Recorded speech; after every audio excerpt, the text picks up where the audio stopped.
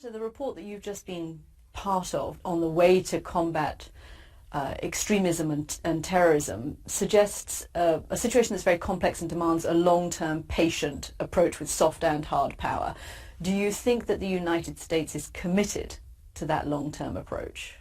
President Obama said that our mission was to defeat ISIS. President-elect Trump has said that our mission is to defeat ISIS.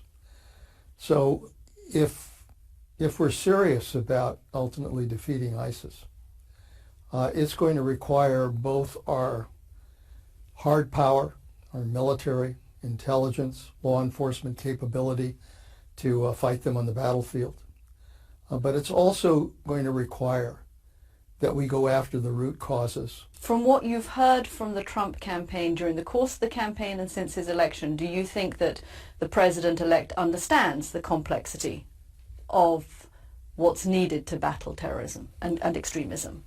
I can't imagine that he has a full grasp of all the complexities involved here.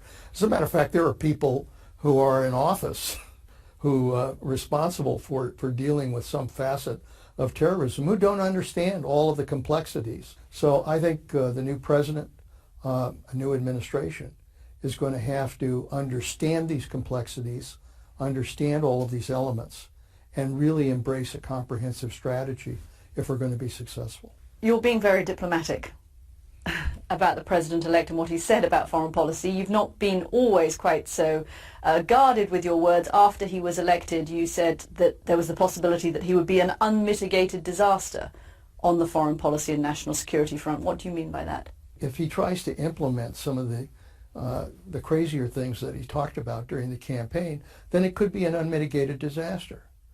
On the other hand, if he is more like the Donald Trump who spoke on election night about having to unify this country, the Donald Trump who met with President Obama, who seemed to be a little more considerate about some of the aspects that he's got to understand.